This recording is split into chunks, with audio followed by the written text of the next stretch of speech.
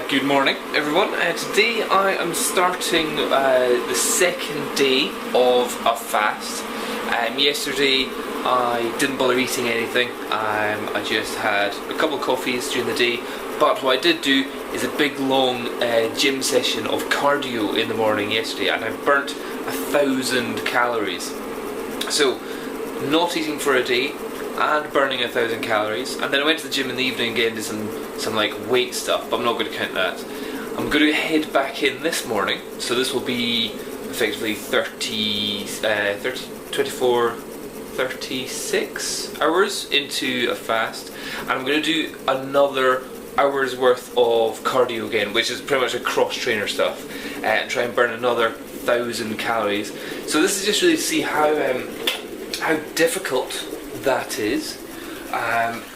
Are there any benefits, and am I just going to keel over and faint from it or something like that? But at the moment I've woken up before my alarm, because obviously inside me there's nothing in me, and I'm just like, need to get up, go hunt for some food. But instead I'm just going to go hunt and get myself some coffee. Oh my goodness, that was a struggle there, big struggle. Everything was a struggle. I managed to do the 1,000 calories, but it was a lot slower and just a lot more difficult. Like I went on the cross trainer. The cross trainer is limited to 40 minutes per session, so I managed to do the first 40 minutes. Only managed 650 calories in that time. Obviously max kind of resistance setting, and then just plodding along. So 650, went and had some water, then went back on it, and I was like, right, cool, that means I've only got to do 350 to complete this. Only got up to 250, and I was just like, oh my god, I can't bear this anymore. Got off, went on the treadmill, and then did 100 calories on that, but my god, the sweat was pouring out of me. Not only that, but the interesting thing was, although I was doing it at pretty much the same, or a little bit less intensity than I was yesterday. For example, once I put my age and my weight and all that kind of stuff into the details, the speed which I was doing it at yesterday was the equivalent of just over 1,000 calories per hour on the treadmill, is what I'm talking about. Not on the treadmill, on the cross trainer. So just over 1,000 calories per hour on that. Today it was around about the 950, so it's about 100 calories per hour less intensity that I was doing. However, yesterday my heart rate, low at the start, went up to around about 120 and then fluctuated around the 120 region, so it wasn't that difficult. It went from like 115 up to 125, maybe at one point I blasted it, went up to 130 and then back down. So it was around about the 120 area. This morning, after not eating and after being at the gym yesterday morning and yesterday evening and having a sauna, doing that lower intensity just now, my heart rate was actually averaging 140. So a full 20 beats a minute.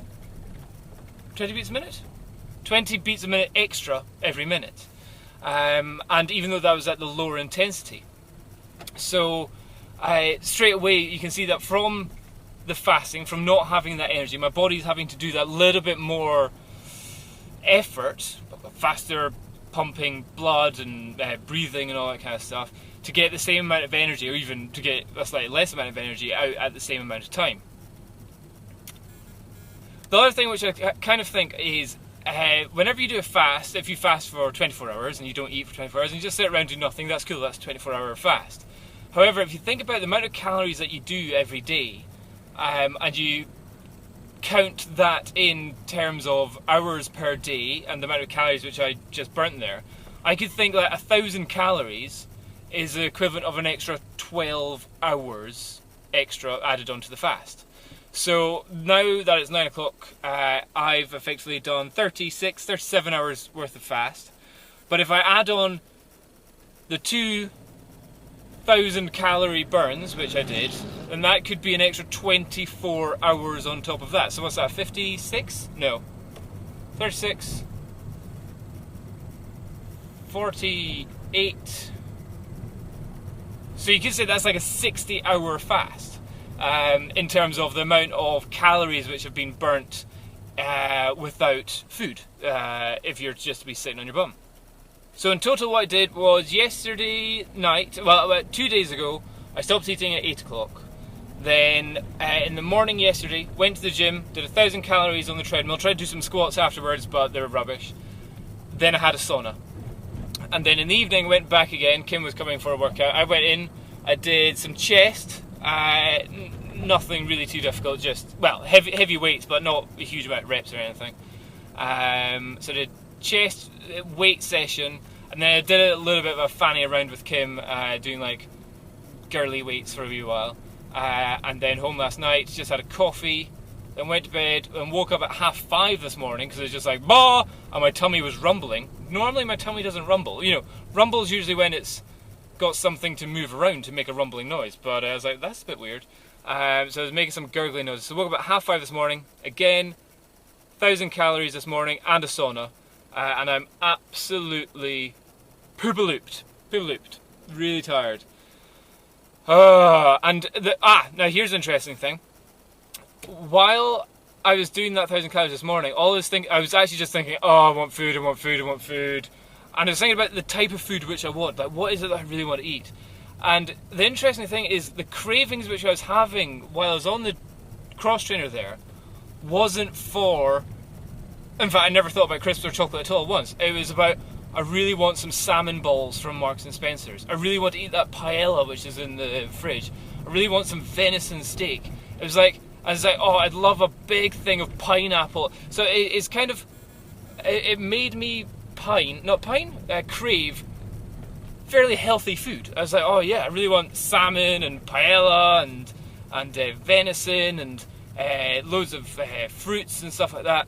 I didn't once think about chocolate crisps, McDonald's, Subway or anything like that. So it's just like, I think obviously my body's kind of going, get some good stuff in you, which maybe is what some people need. You know, some people just are on junk food all the time. Maybe they need to actually have their body communicate with their brain to say, this is the stuff which we actually want. Because I always remember, there was a book called I Can Make You Thin by Thinking It or something like that, and there's a British hypnotist called Paul McKenna, and his whole book about making you lose weight is just trying to really think about what your body wants, what you really actually are craving for. Don't just go for something because it's got nice packaging. Actually look at the food and think, am I wanting that? And if you are, then go for it. If you're thinking, am I wanting that, or am I just kind of thinking that would be nice, then that's a different idea. So I think maybe that's what happens whenever you do some fasting and some exercise like that, and you're getting to a point where you're pretty darn depleted of energy and your body's going to go, we need stuff. All I was thinking about was actually kind of high fat foods, high fat and high protein, not necessarily carbohydrate stuff. So it was like fish and venison, which is kind of just protein. So it wasn't sugary, apart from like pineapple. I really want some pineapple right now, but I think that's because I'm dry and I'm thirsty. I think pineapple is really delicious food. Anyway, there you go. That was a 40-hour fast with 2 1,000 calorie challenges and an extra gym session in between. That's how it went. Cheers.